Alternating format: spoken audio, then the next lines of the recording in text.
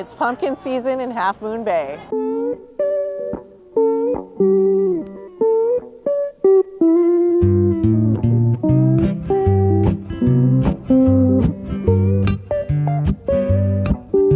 Half Moon Bay is just about 30 to 45 minutes from San Francisco, but a worlds apart. Look at all this open space. I live in a Southern California beach community where we have no open land, none. And there's so much of it here in Northern California in a place like Half Moon Bay, which of course is famous for pumpkins and artichokes and Christmas trees. And it also is a wonderful place to photograph. We're going to explore it all on today's edition of PhotowalksTV. There is a giant festival every year that attracts thousands and thousands and thousands of people with the largest pumpkins you've ever seen in your life. Come take a look.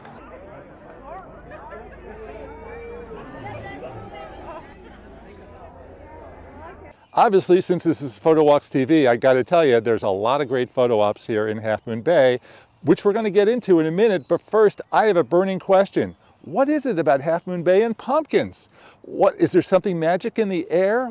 I tell even all the school kids when they came to our farm, it's seed, location, skill, weather, and luck.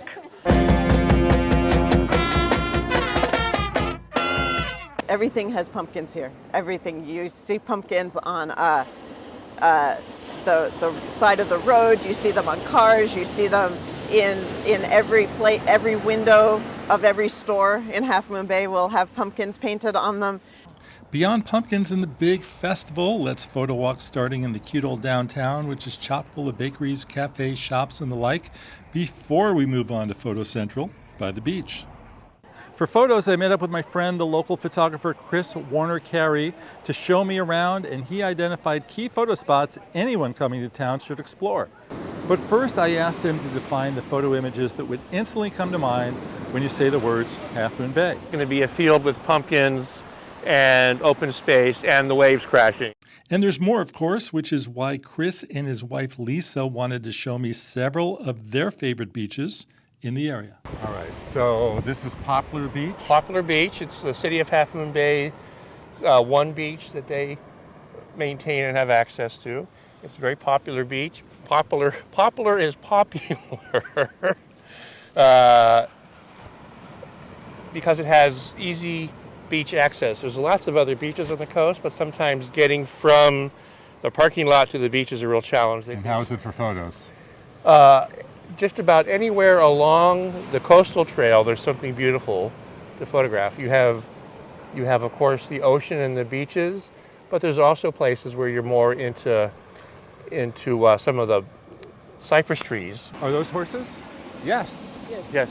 Great. Yeah, perfect. Thank you. Thank you. Yeah, we rearranged that for you. Really?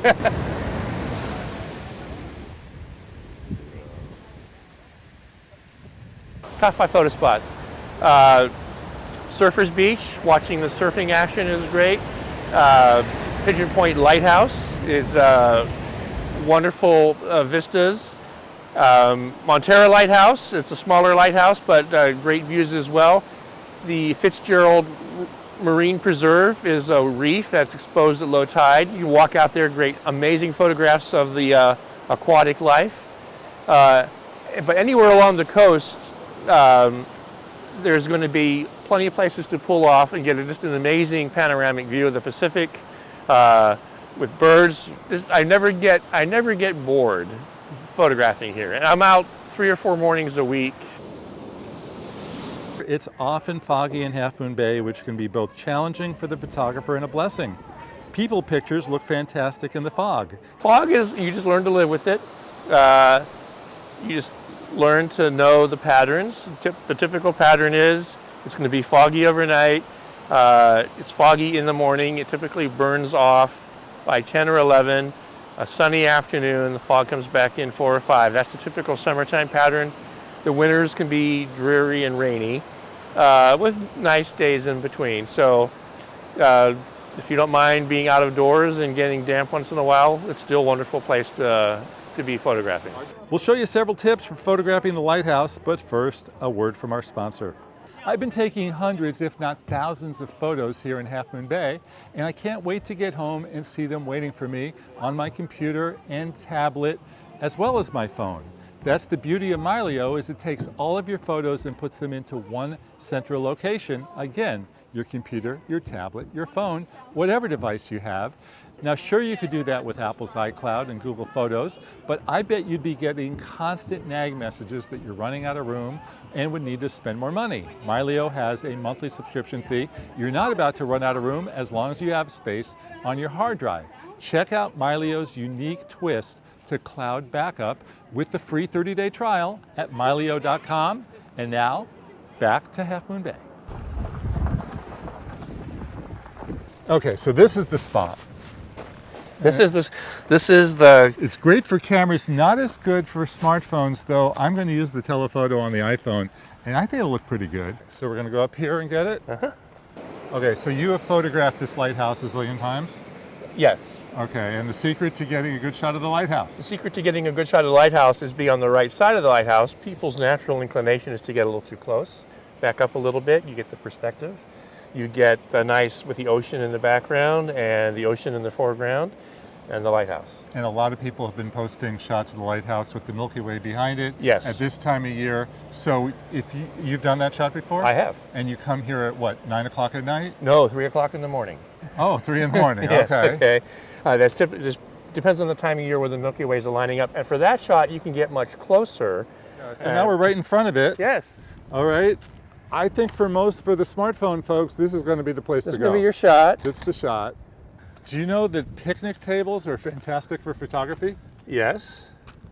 Because you can stand up and get taller. That's exactly right. Right.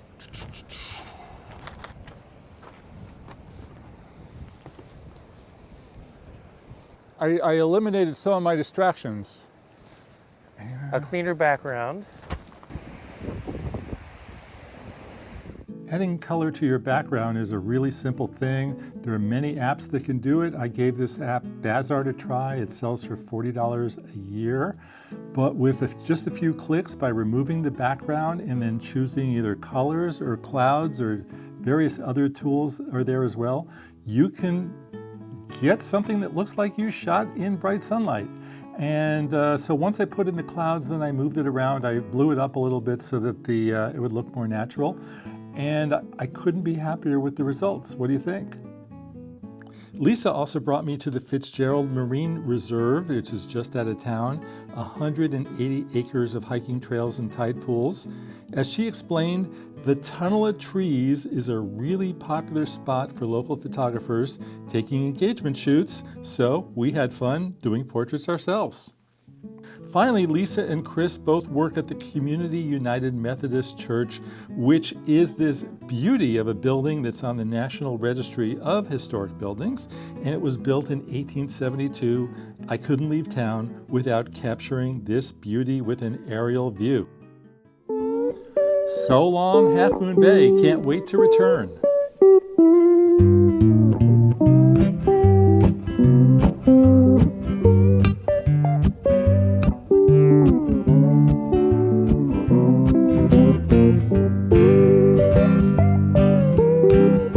If you go to Half Moon Bay, remember that it's about 45 minutes to an hour south of San Francisco on Highway 1, or just over the hill from Silicon Valley. Remember, pumpkin tastes great all year round. There's nothing like a great slice of pumpkin pie or maybe a pumpkin cookie. Lighthouses are fabulous to photograph, and who doesn't like going to the beach? I'm Jefferson Graham, thanking you for watching PhotowalksTV from Half Moon Bay. For more information about the area, be sure to check out the blog section of our PhotowalksTV.com website. Please subscribe to this channel here on YouTube and the PhotowalksTV newsletter, jeffersongraham.substack.com. I'm headed off to another photo walk, so I'll see you on the next episode. Meanwhile, stay tuned for episodes you haven't seen. Bye, everybody.